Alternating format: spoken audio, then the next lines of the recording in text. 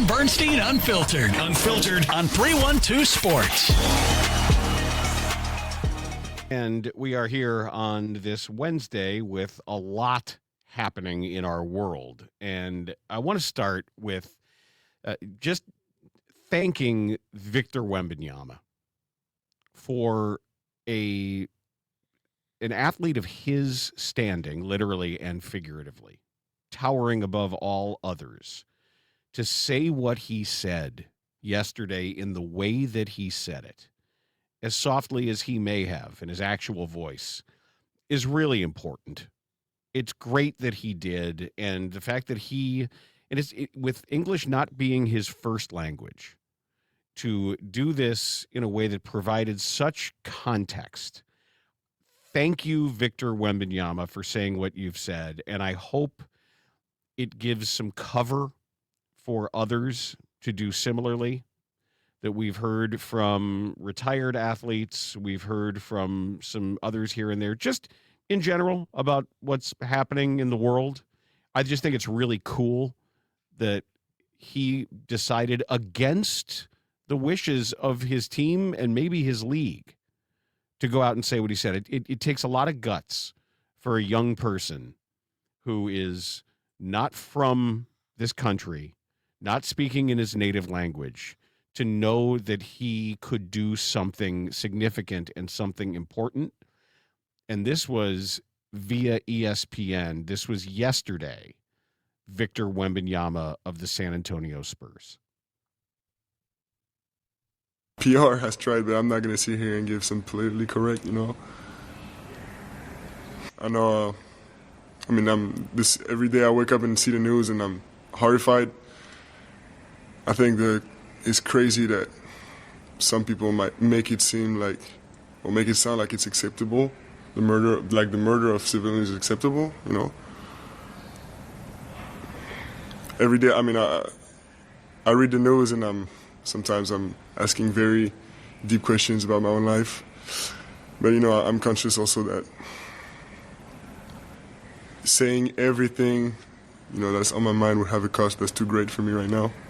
So it's, I'd rather not get into too many details. Is that kind of a big factor in this, that people have that fear that if they speak openly about an injustice they see, there can be repercussions? No, for sure. It's terrible. It's, I know I'm a foreigner. I live in this country, and I am concerned for sure. Is that part of your residence? Being a foreigner, does that play into your... Oh, for sure. It's, yeah. I'm not getting too many details, but yes. I'm always proud of, people speaking their mind, no matter the subject, And it's, I think it definitely takes some balls. But it might have some price right now. Each and every one of us has to decide the price we're willing to pay. And you decided that today. You could have said no comment. I think that's enough details though for now. Okay. If privately we can discuss it maybe later, but not right now. We got you, Vic. We got you. That there need to be people in the media who also feel comfortable enough to stand up and say, go ahead, we've got your back. And for him to say, saying everything that's on my mind would have a cost that's too great for me right now. He's begging to be met halfway. That's all he wants.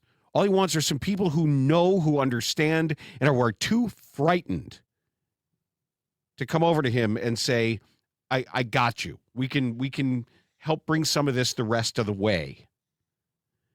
So thanks to Victor Wembanyama for doing that.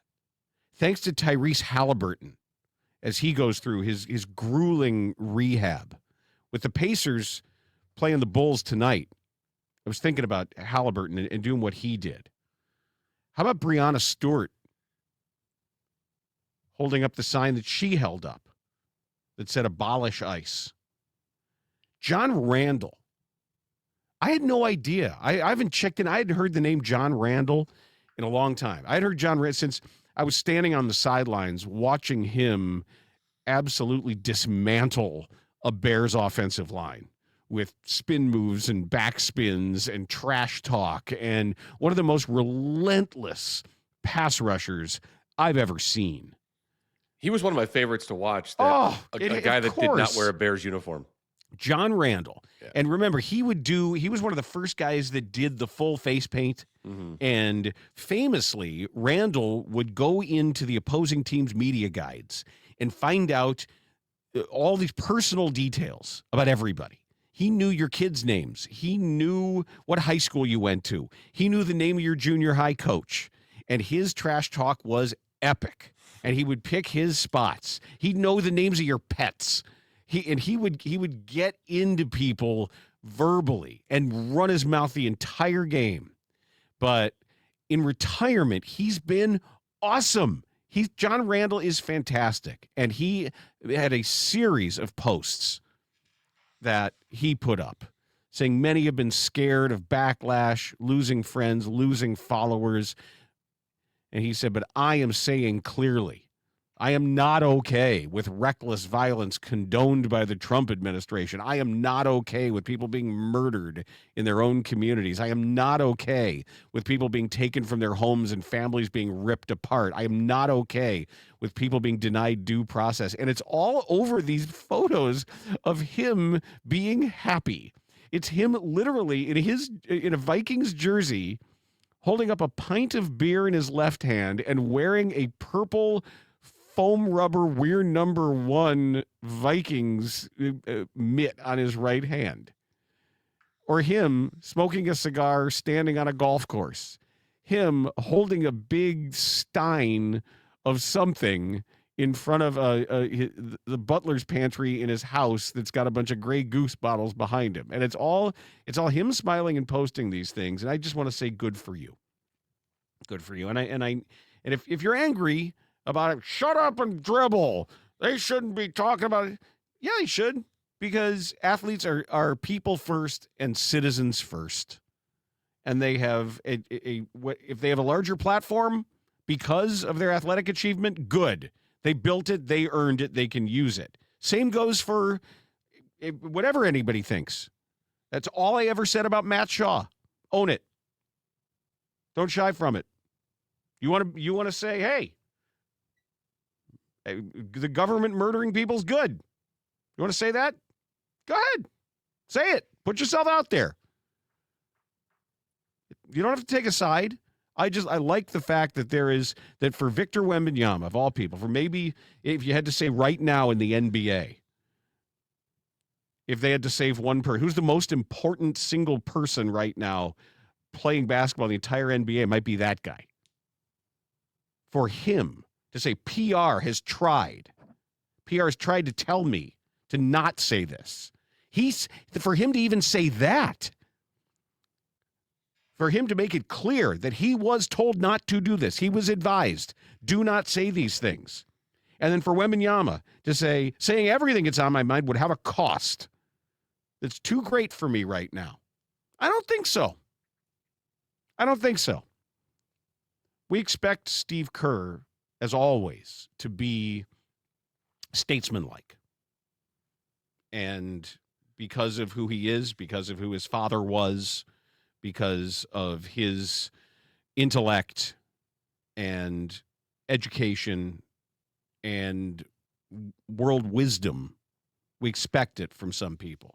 I did not expect that Victor Wembanyama to take this time to go out of his way to stand in front of reporters and say, the public relations advisors of this team advised me against this, but I don't care because it's too important. Have at it, man. Go ahead. And there's if you need amplification on this, I'm happy to amplify because I agree with you. It's interesting, just not knowing the full context of it. I assumed that PR had given him a script or things that they wanted the team to say. I didn't know it was like, hey, you shouldn't say anything or you shouldn't do this. Don't go down this road.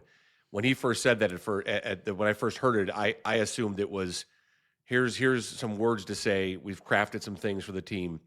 And I thought he was going, well, I'm not going to say that. I'm going to say what I feel. But that may be. And it with that organization, however, because of the role of Greg Popovich that Steve Kerr, in large part, is Steve Kerr because of Greg Popovich. That's another influence on Steve Kerr. Right.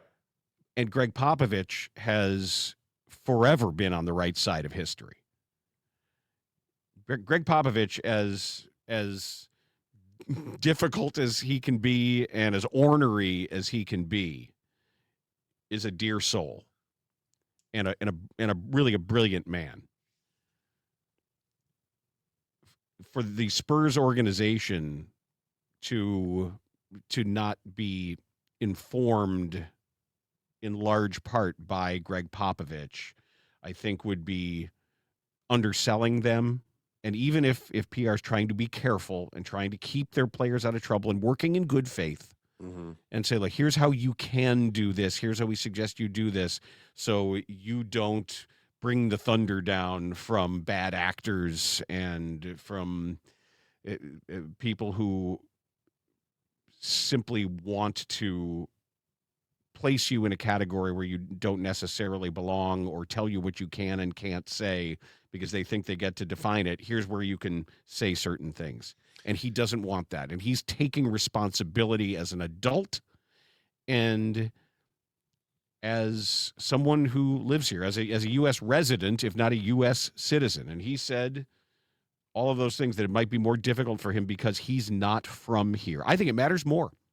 I think it, you know what, it reminds me on a different level of when all of the insanity was going on with the White Sox. It was always this somebody from outside, a just arrived free agent who would ask, what the hell is going on here? Why is Drake LaRoche walking around in the clubhouse?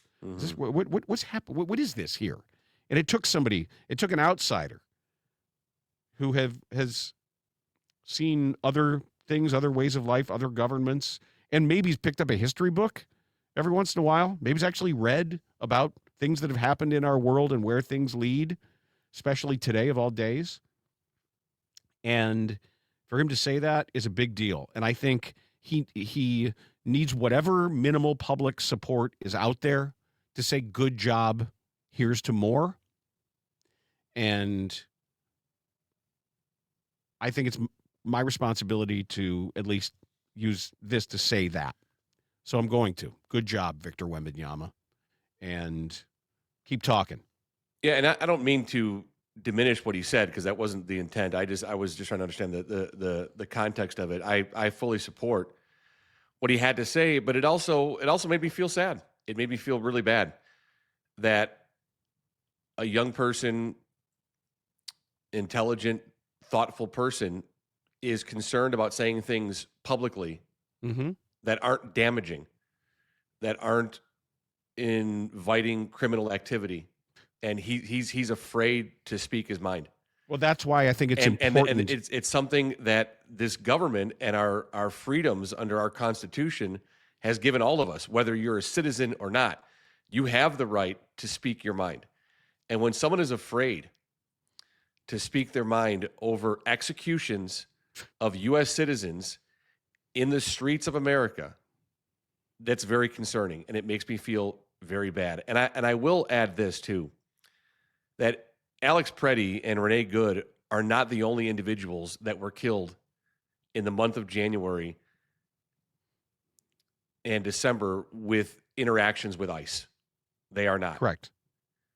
They were the ones who were most accessible because they were white. Correct. And there have been actually 8 individuals killed the month of January in interactions with ICE.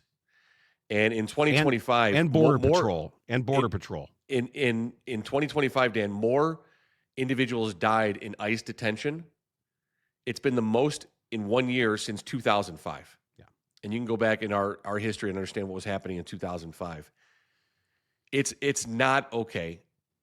And this whole narrative that the administration has been spoon-feeding people, that we need to close the borders and that there are millions of violent criminals running the streets and we're going to go gather the worst of the worst. I support that. Go ahead. I support taking the worst of the worst people off the street, whether they were born here or not, whether they're brown or black or yellow or white. I want all bad people, regardless of their citizenship, off the streets of America. But what they're doing is not that. Why is the intent so focused in the state of Minnesota, where there are 130,000 illegal immigrants, and states like Texas and Florida have millions. Why are citizens not? First of all, and I'm not even going to do the state by state thing. Just look at the numbers yourself. Go ahead and do that. But an American, and when the administration is lying on camera, while there's video proof of it, how dumb. I mean, the president has said people that are educated do not like him.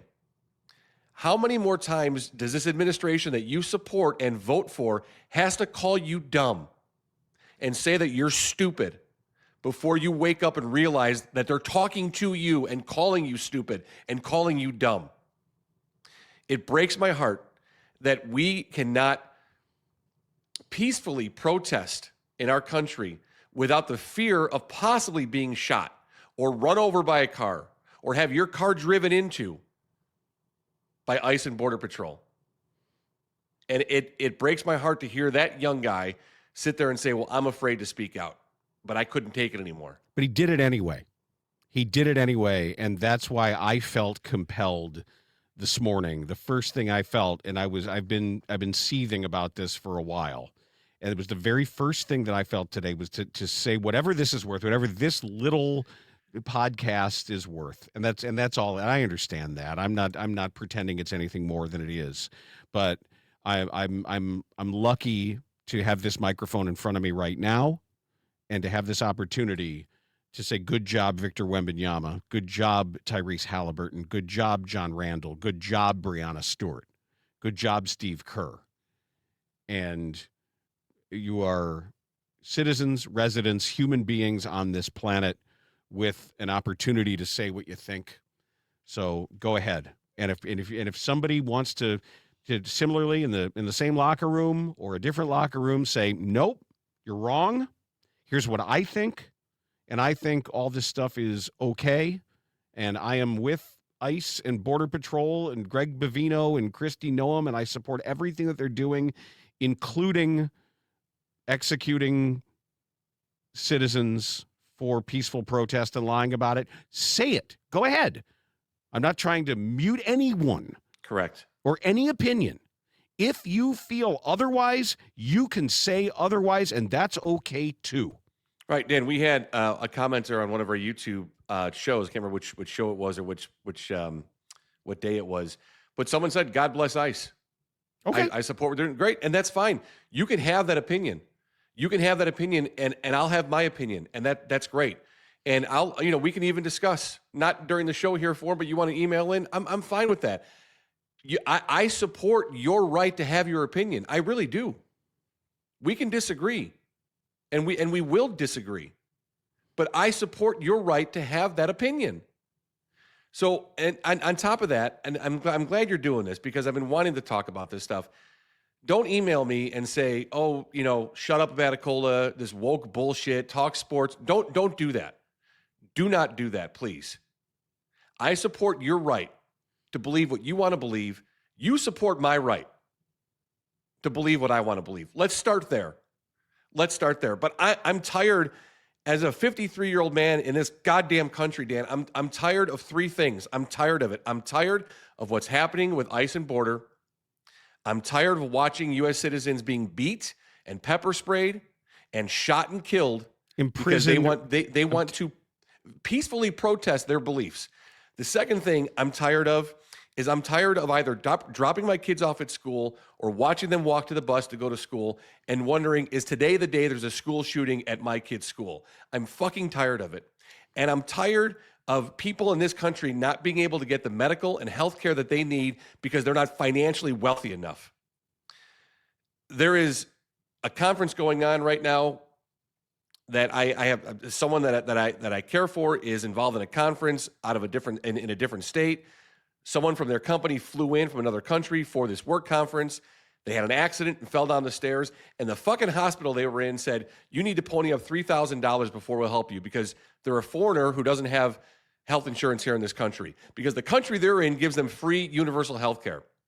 And before they could get treatment at a hospital here in the United States, they were told, we need $3,000 from you up front. What the fuck are we doing? Seriously. Why are kids still dying of cancer, yet we're spending billions and trillions on fucking protecting this country with military when the next 25 countries that spend less than we do? And 24 of those were our allies. I don't know what that is now. But what are we doing here? Again, have your beliefs. I support you to believe what you want to believe. I really do. I honestly do. But give me that same freedom, that same right, at least. At least let's agree there, please. That was Victor Wembanyama. That's about 80 seconds of Victor Wembanyama's thoughts. And I hope there are more, and I hope you can understand that it's okay. It's okay for people to say what they think. And then you can hear what everybody says. You can decide who's telling the truth and who's lying to you. And who can't wait to treat you like you're stupid and don't know you're being lied to. And you can figure that out. But for Wembanyama, for Halliburton, for John Randall, for Steve Kerr, for Breonna Stewart, go ahead. And I felt compelled to say that I know what you're talking about. I understand. And it broke my heart too when he said saying everything that's on my mind would have a cost. That's too great for me right now. And that's Victor Wembanyama saying that. It's terrible. It should never, ever, ever. You should never have that fear of having that kind of cost because of bad faith actors. In large part, bad faith actors who play on fear. They play on othering. And what is going on in Minnesota right now, what it means to have a neighbor, what it means to be part of a community, what it means to be there for your neighbor because they are your neighbor, because they're in and part of your community. We're seeing what that means. And it is in large part what could be a triumphant and educational moment for what American community means that's going on in Minnesota right now. There should be, amid the horror and amid the grief, there should be a lot of pride. And it shouldn't stop. It should be the beginning of the beginning, not the end of something, the beginning of something bigger. So thanks, Victor Wembanyama. And Dan, and I, don't mistake anything that I'm saying, because I don't want people that aren't citizens here to be running through the streets and gaining benefits of our country. I don't think there's any mistake that anybody's making. But people that are trying to go through the process the right way deserve that opportunity, and they're not fully getting that opportunity under this administration. And trust me, if a person is here illegally, I want them here to go through the right process. And if they won't, then they shouldn't be here. I get that. I support that and understand that. But this is not what that is about. At all. If you've been following what has happened with Darian Mensah, who is the former Duke quarterback, who is now going to be the quarterback at Miami, there are a couple of college stories that I kind of want to pull together here because the center cannot hold. And this is great. Revenue generating college sports being this unstable and threatening to crumble, to crack apart, the brittle structure of college sports, all of the hypocrisy and all of the lying and all the euphemisms, the student athletes and everything that we've allowed the system to become has become increasingly brittle, and it is starting to crack. And when it does, it's going to be spectacular. And I think it may be starting. And the reason I bring up, first of all, Darian Mensah, and second of all, Charles Bediako. I think that's how we pronounce it, correct? Charles Bediako. I think I've heard that, yeah. The Alabama center. Yeah.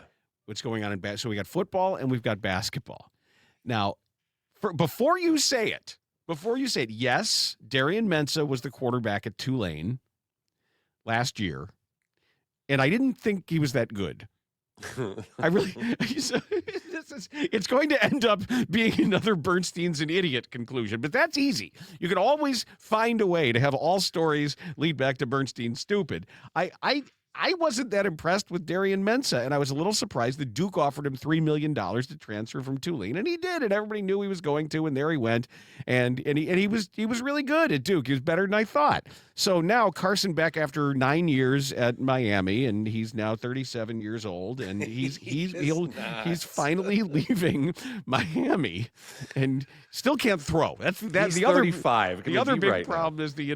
I'm sorry. Yes, he's 35, not 37. Yes. I'm sorry for exaggerating. Please, thank you. Yes, of course. So he's gone. They're gonna get Darian Mensah, and Duke sued Darian Mensah for jumping into the transfer portal on the very last day. He's like, "Oh yeah, by the way, I'm just gonna dip my toe in here. I'm transferring." So Duke, their lawyers came in. They swooped in and they sued him. So I was thinking, okay, hold on. Do you want to win this lawsuit? Let's say Duke wins the lawsuit. And no, Darian Mensah, you're Duke's quarterback, despite being offered reportedly $10 million and a full buyout of that deal. And his sister was a soccer player at Oregon, being offered a full ride at Miami to play soccer for them. And all sorts of other things. All kinds of other potential deals. And Duke's like, no, we're suing you. And you're going to come back and be our quarterback against your will. That you win that lawsuit and you say, well, that's it. You're Duke's quarterback despite all this money we're making you leave on the table. Well, clearly, we know now that it was a leverage play to try to get some kind of settlement to say, look, we have this hammer. We're going to use it. But they are now saying that the Duke lawsuit was, the quote is always about upholding the contract. They don't want to engage in a protracted legal battle with a student athlete. They did not release terms of the settlement.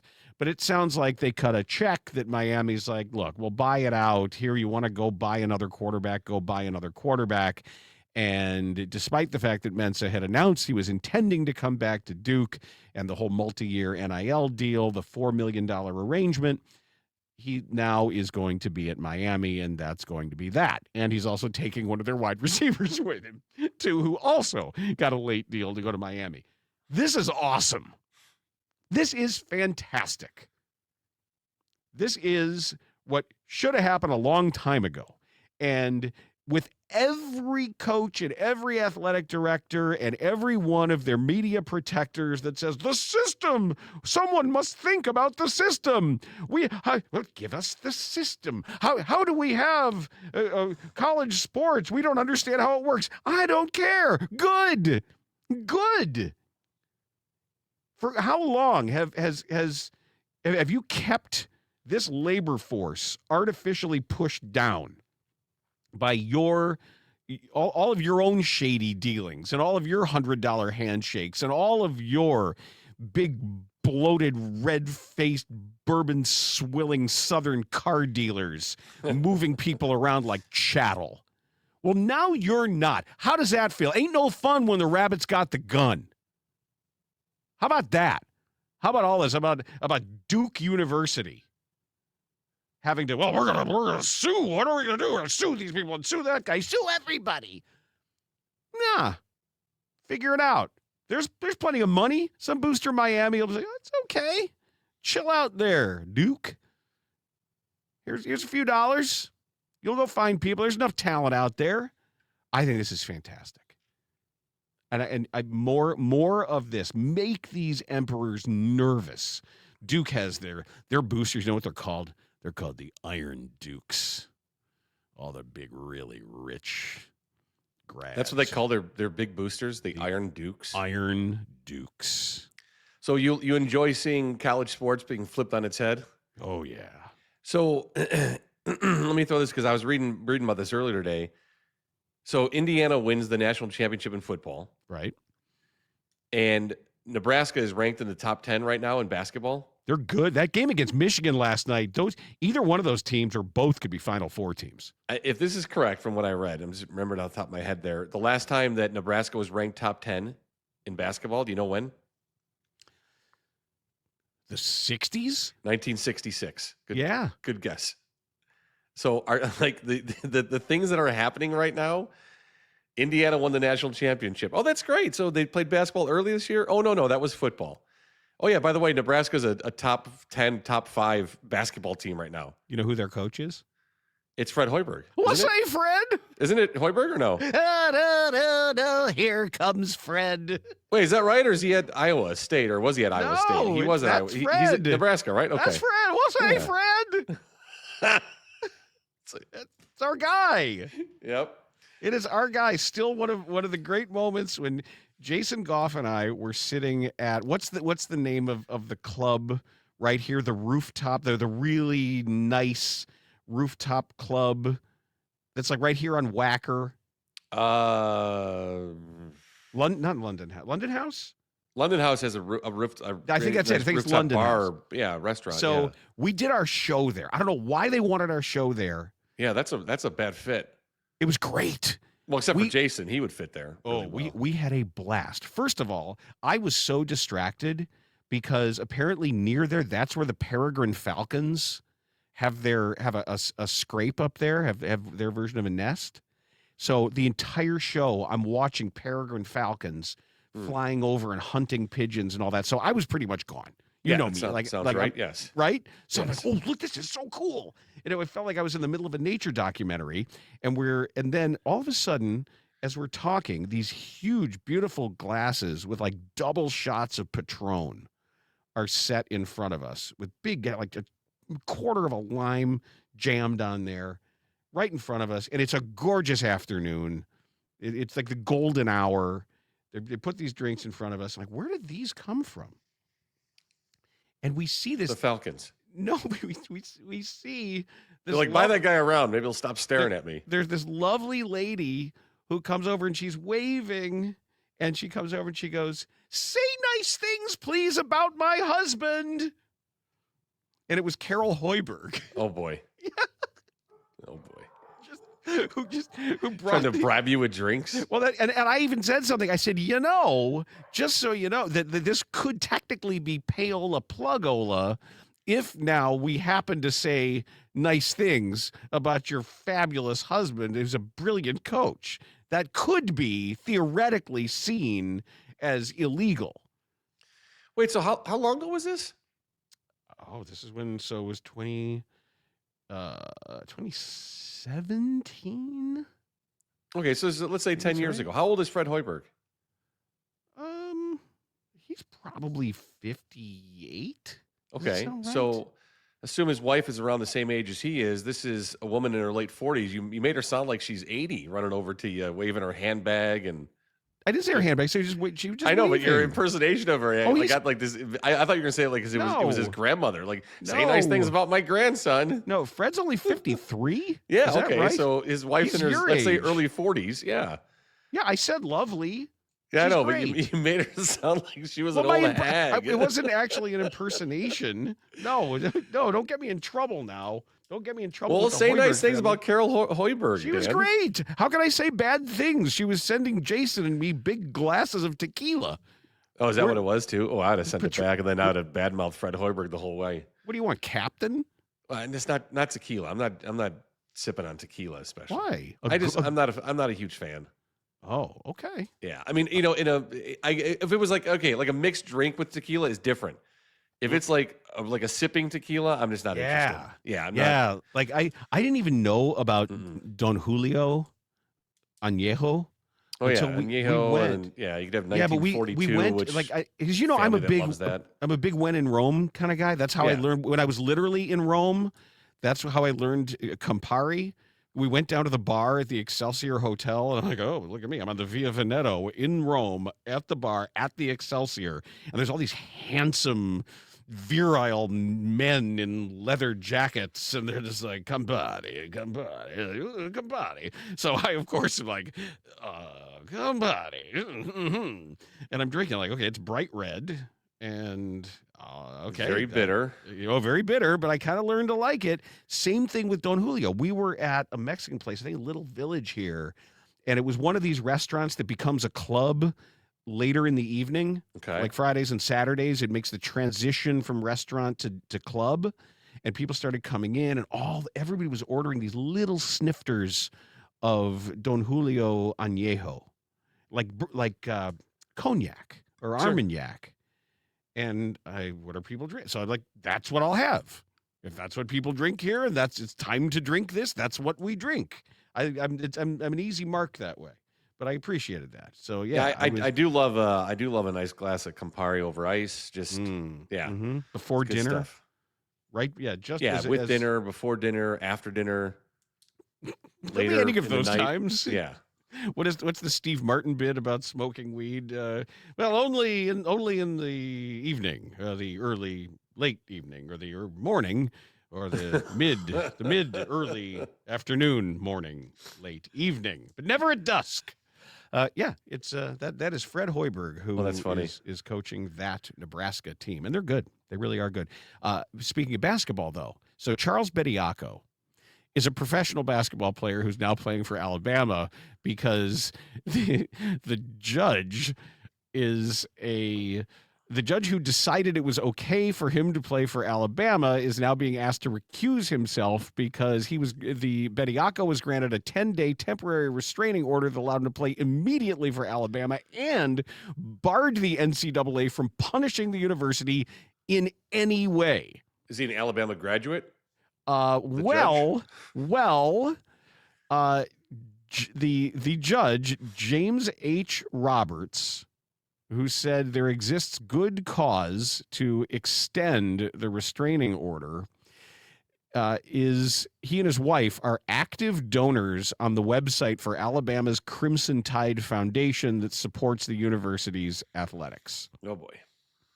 It says the NCAA does not allege that any actual bias motivated the court's granting of a temporary restraining order. Oh, of course not. No, but contends that the proceeding in this court has created an impermissible appearance of impropriety because of the intense media scrutiny and public speculation surrounding the court's relationship with the University of Alabama and its athletics program. So the reason that everybody is angry is because Charles Bediako played 2 years at Alabama. He played in 21-22, and he played in 22-23. Okay. He left early for the NBA draft. He went undrafted. He never played in an NBA game, but for the last 3 seasons, he's played for 3 different G League teams, played last weekend for the Motor City Cruise, and sued the NCAA for immediate reinstatement after the NCAA denied Alabama's appeal, and he won this temporary injunction, and he's playing for Alabama.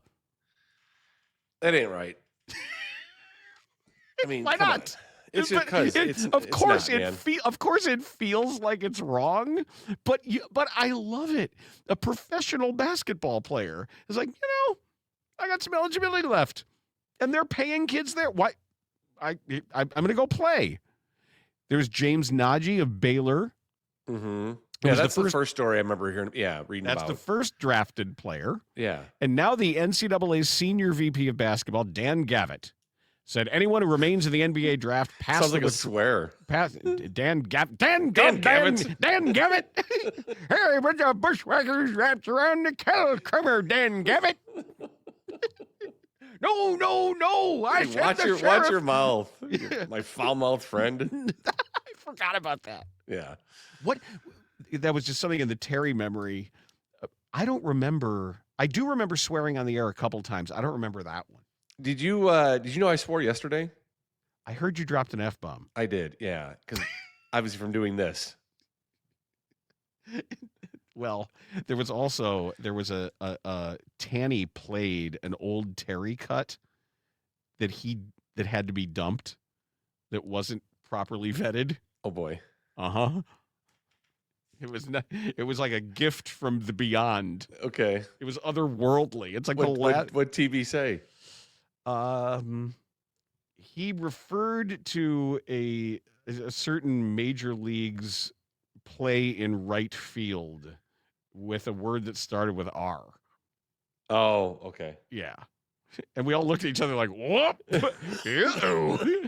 Thanks, T. Diddley, for that one. But Dan, All right, so sorry. Dan, Dan Gavitt. Get back to Dan Gavitt. Gavitt. Let me get back to this, Dan Gavitt. So he said that Bediako had forfeited his remaining college eligibility because he remained in the NBA draft past a withdrawal deadline. And he said if those rules can't be enforced, it would create an unstable environment for the student athletes, schools building a roster for the following season, and the NBA. Yup. Unstable environment, it is.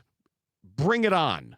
Bring on the instability. I want to see how they operate around this. I want to see, and they've talked to coaches, and Nate Oates was like, hey, if I can do it, why wouldn't I do it?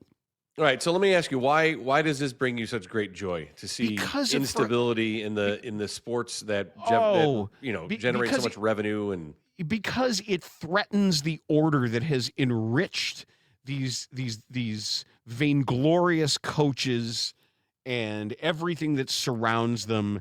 If it means that there is more power to the players to recoup all of the cost of their free labor that's existed for years, this is an exploitation factory. That's all the NCAA has been, is a slave labor cartel that has been manufactured to make billions of dollars off the backs of unpaid labor under the guise of, well, we have to get you ready for professional work, and we're prepared. We're giving you an education that has all now been exposed as bullshit by everybody involved. And now to have saying, hey, all right, I was playing some pro basketball. You're paying people. I'll come back and play pro basketball for you. Just to watch everybody forced to have their noses rubbed in all of these conflicts and all of the lying. Figure it out. Figure it out. To see the confusion. I can't control this anymore. Now my job is harder. What am I going to do? Figure it out. Figure it out. I don't care. I don't have a dog in the fight. I don't think I'm allowed to use that reference anymore. But go ahead. You want to use a pro? You want to pay somebody? Yeah, you got no skin in the game. That's what you got. Yeah, that's better. You want to take somebody off somebody else's roster? Okay, that's great. If I get to turn on my TV and see some good basketball, I'm cool. And see some competitive ball in the tournament, watch some teams that have found some inequities in the new system that, like you say, like Indiana in football. Mm-hmm. Wait till Valpo wins the national championship or something like that. Pick a school. Pick a school. Kansas State or Southern Illinois. Somebody is going to find a way to figure this thing out and say, our turn. Okay. We've got a way to do this here. Go ahead. So the NCAA, a slave labor cartel. And that's all it's ever been. Love it. That's great. That is all it has ever been. It needs to be on a T-shirt. Well, it's what it's been. And now, finally, all of a sudden, like I say, ain't no fun when the rabbits got the gun. And that's what we're seeing here, and it's fantastic. As are the windows that Russ Armstrong will put into your house, because he is the Chicago window guys. He has the factory here in Chicago. He makes the best windows going, and his people install them in your home. So call him for your new windows. You know how cold you are right now? You're sitting there with your covered in a blanket, or your feet are cold, or your kids are complaining because their rooms are cold. How about new windows? Russ will match any price that you get, because there's a lot of garbage out there. There's a lot of buy one, get one free, or buy one, get one 50% off, 2 for 1, everything you hear about windows. He'll match the real prices, and he'll explain what those deals are and are not. Russ will give you the best product with the best price guaranteed. 847-302-9171. Check out his 5-star reviews at chicagowindowguys.com. And what's really important, he doesn't use subcontracted labor. it's his people. He knows everybody who's in and around your house. And the experience, I can tell you firsthand that he keeps texting and emailing. Is everything okay? Are they there? I've talked to them. They'll be there for another hour. Are things clean? Is everything just right? We can come back out if need be. You'll get that exact same kind of first-class treatment. And that's why I've recommended him. Coworkers, neighbors, friends. Russ Armstrong is the guy. And Chicago Window Guys are who you're going to call. 847-302-9171. Check out his 5-star reviews at chicagowindowguys.com. Now, if you're saying, why haven't you guys talked about the whole Bill Belichick thing? Well, you know why? We have another podcast called Forward Progress where we talk about the Bears and the NFL, and we're going to do a lot of that, on Forward Progress. And I'm looking forward to doing that. Not only are we going to talk about Bill Belichick and this whole Hall of Fame thing and what people are actually complaining about. They're not really complaining about Bill Belichick being snubbed. That's not really what it is. They're complaining about their sacrosanct Hall of Fame somehow looking like it doesn't know what it's doing. That's really the problem, and we're going to get into that.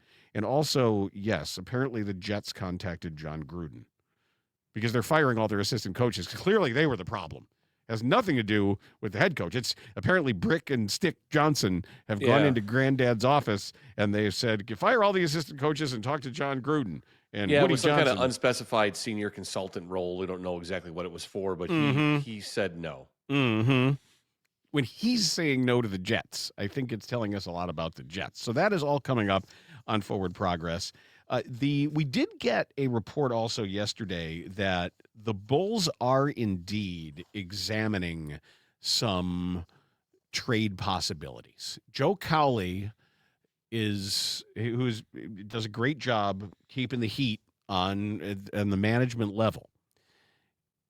And he said that the Bulls front office has remained active in trade talks. And yesterday specifically, guard Kobe White is still the piece most often discussed. The Timberwolves and Rockets are in the mix. It is not just a 2-team race. So the ongoing issue is the tightrope that AK is trying to walk as he looks to deal a player such as White on an expiring deal for young talent on the same timeline as Josh Giddey and Modest Buzelis. Here are the names. He said, here are the names that have been floated in some capacity. Reed Shepherd, Tari Eason, Rob Dillingham, and former Lincoln Park and Illinois star Terrence Shannon Jr.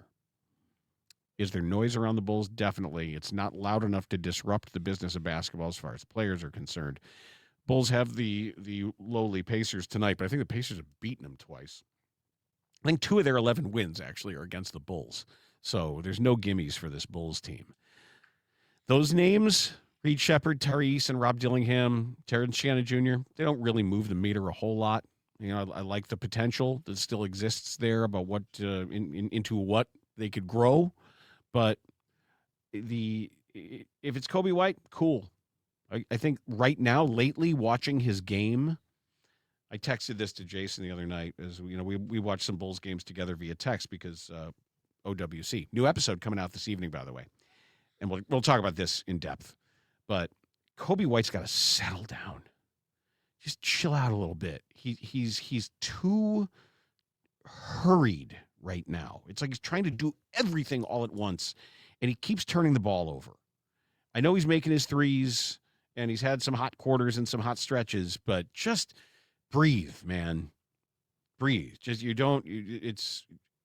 can, as John Wooden would say, be quick, but don't hurry. He just seems like he's trying to do everything all the time with his hair on fire.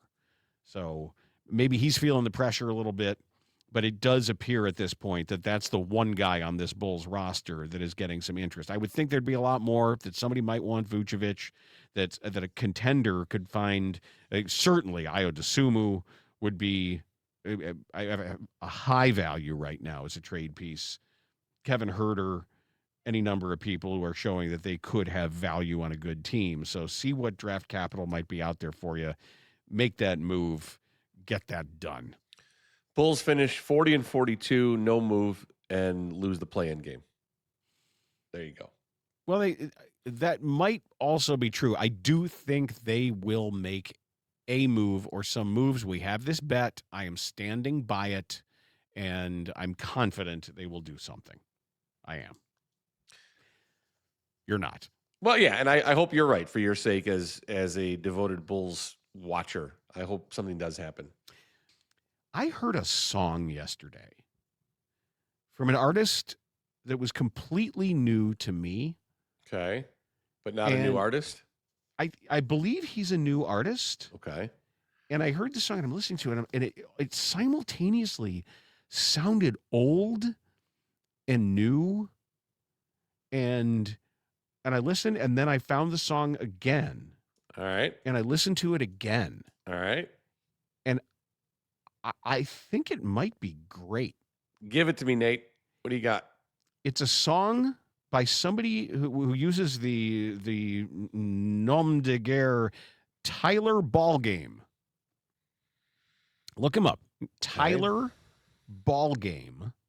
The song is Matter of Taste. Okay. And I did look him up. His actual name happens to be Tyler Perry. But apparently the Tyler Ballgame reference was a joking reference that he made to a protagonist in one of his songs based on Ted Williams and Teddy Ballgame. So he just has used the name as an artist. He's using the name Tyler Ballgame. And at first I heard it, I'm like, wow, this is kind of weird. This sounds like an artifact. And then it just kind of started to rock. And I realized that it's earnest. It's not a bit. And this is his real voice. And he does some things vocally that are interesting and different. And the song's mixed really well. And I'm like, God darn it. I think this might be really good. So tell me what you think. I'm really curious. All right, I'll listen to it. So it's on his first album ever. It's called The First Time Again, and the album actually comes out in 2 days. So this is a single released from that album along with a few other singles. The title song for The First Time Again, I Believe in Love, Matter of Taste, and Got a New Car. Yeah, I'm going to get the album, I think. On the 12-song album released in 2 days. So I'll take a listen to it when we're done. Yeah. Okay, the album's not out yet.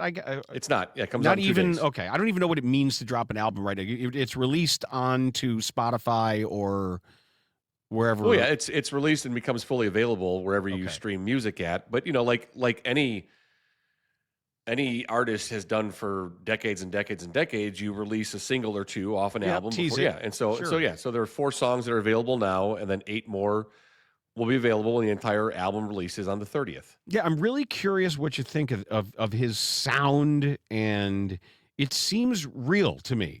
How would you describe his sound? How would you describe his music? It's rock. He's got a little bit of a twang. It almost is roots rock. Does that? Okay. Or, yeah, no, I get it. I get what you're saying. It's feel what you're putting down there, Nate. Yeah, he's got kind of a is it? I don't know if it's falsetto or not, but almost not long songs. That's for sure. No, but the song took a couple turns. It didn't go exactly where I expected it to go, and then he's kind of hooting and hollering a little bit as things start to roll in the song, and he leans in to some of the edgy stuff. I don't know that he's reinventing anything. Record label is Rough Trade Records. It'll be released with 12 songs, a total running time of 15 minutes.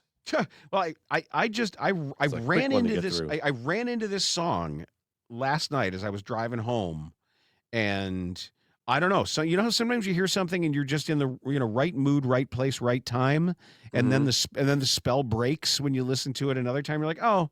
Okay, maybe that wasn't quite what I thought, or maybe, but this had enough to pull me back, enough that I had to stop and write it down. Yeah, no, I'm interested in listening. I always love finding new artists or new music, and in Apple it'll tell you might also like these albums or similar artists, and even the ones that says you might also like. I have never heard of any of these. Okay, just try. Yeah, just putting it out there. Tyler Ballgame, Matter of Taste. is the song. And I just thought it was really cool. All right, we'll give it a listen when we're done. This Valentine's season, share the love, Chicago style, with Giordano's heart-shaped pizzas. Perfect for date night, for family dinner, or just because these iconic pizzas turn any moment into something special.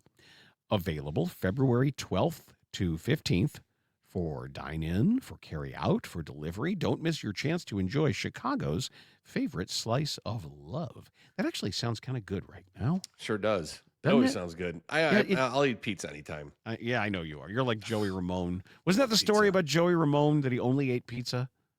Oh, that's accurate. That makes me a fan. Apparently, I don't know. That was one of the. There's all these apocryphal punk rock stories. Yeah, but I really could eat pizza any day, anytime, all the time. You and Chris Kampka. I'm amazed. Chris Kampka does the pizza reviews and seems to have forgotten more about pizza than you or I will ever know. But I like it too. But sometimes I've got to be attuned to it. I got to be ready for it, craving it. But yeah, I could go for it. You put pizza in front of me, I'll eat it. I don't care. I could have a full Thanksgiving meal, and you bring a pie in, I'm good. I'll start right away. For the love of pizza, exactly what we're describing right here. Choose Giordano's. That's going to do it for today's Dan Bernstein Unfiltered here on 312 Sports. Chicago window guys, Russ Armstrong. You need windows. He's the guy you should call at 847-302-9171. Dan Bernstein Unfiltered on 312 Sports.